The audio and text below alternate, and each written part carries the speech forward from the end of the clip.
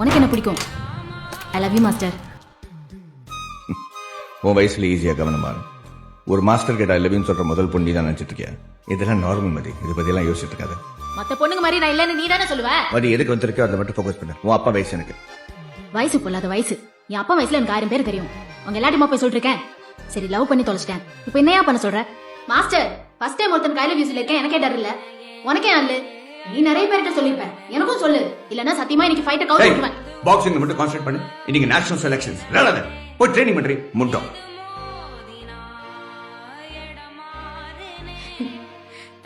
Master I love you சொல்ல, நிஜமாவே ஃபைட்ட cout விட்டுருவேன்.